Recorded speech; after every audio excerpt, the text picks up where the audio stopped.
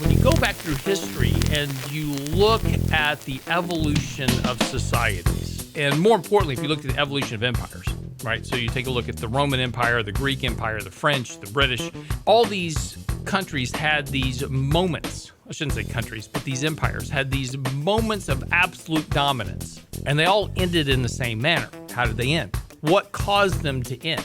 In every case, it was because of extending themselves too far. They took on too much debt. They wound up debasing their currency. They wound up spreading themselves too thin. And then that led to weaker prosperity, which then led to other issues, which eventually brought down the empire.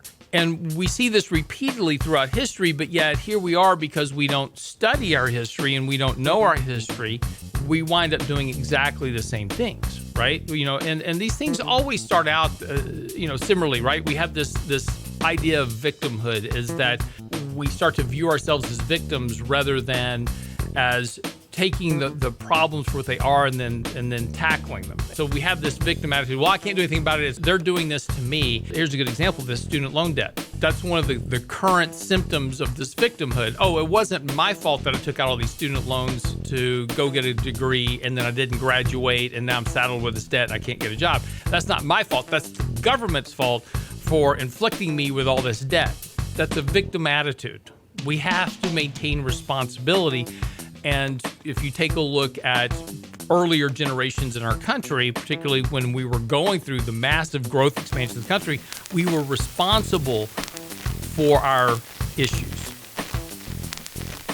Last year in 2019, we were talking about the inversion of the yield curve. And everybody was like, if you listen to the media, it was like, oh my gosh, the yield curve's inverted. We're going to, the economy's about to be in a recession. Well, it didn't happen immediately. So immediately the media spins around and says, this time's different. Yield curve doesn't matter. But as we told you then, it's not the inversion of the yield curve that signals the recession.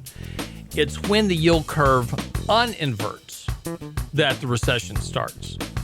And that's exactly what happened. We had this inversion of the yield curve, and then once it uninverted, as we began to start seeing the weakness from the COVID-19, and of course the Federal Reserve stepped in, started buying bonds, and started reshaping the yield curve. That's why they do QE, is to reshape the yield curve.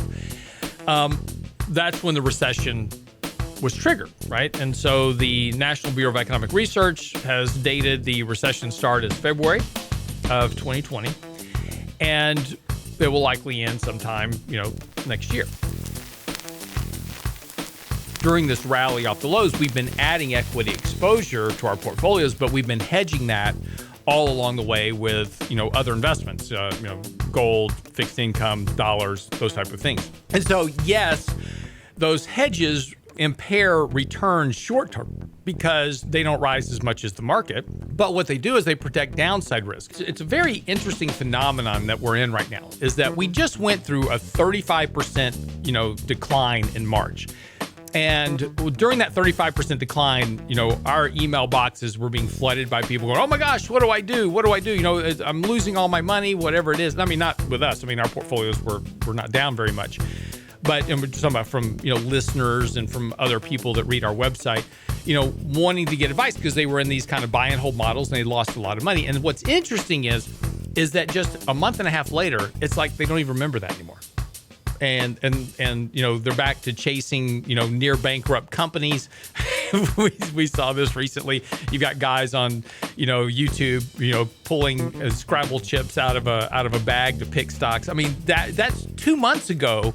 We're in the middle of a massive crash in the markets, and we're already back to this kind of irrational exuberance just, a couple of months later.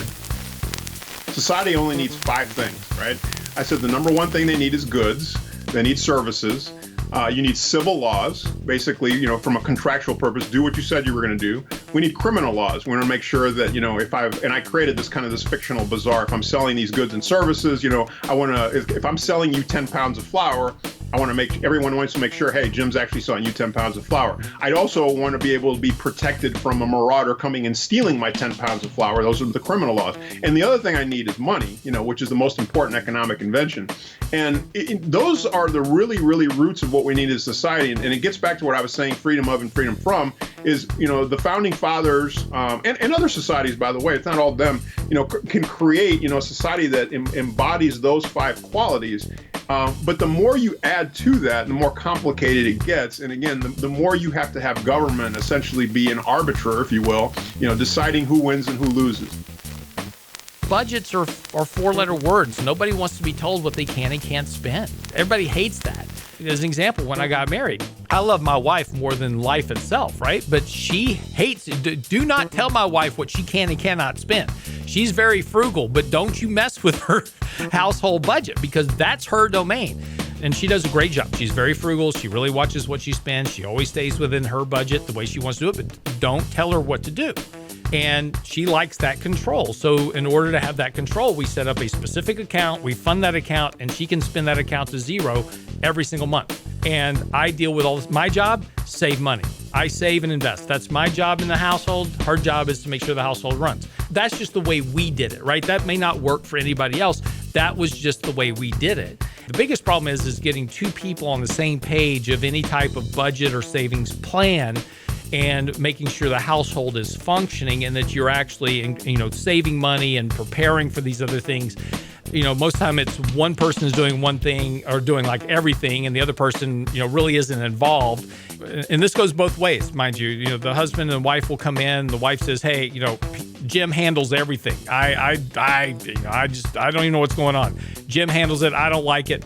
Same, I've had the exact opposite. The wife comes in, she goes, I handle everything. Bob knows nothing. So Bob plays golf every day. I do this. That's okay. However it works. But the problem is that both people have to be on the same page. So, one of the hot trends to invest in probably over the course of the next couple of years is going to be weight loss. Article out this morning, the U.S. is already the most obese nation in the world. And thanks to Quarantine 15. Was that a typo? The Quarantine 15? Yeah. No. I know. For some people, it's the Quarantine 30. Exactly. The Quarantine 15 is that people were gaining on average about 15 pounds while they were in quarantine, right?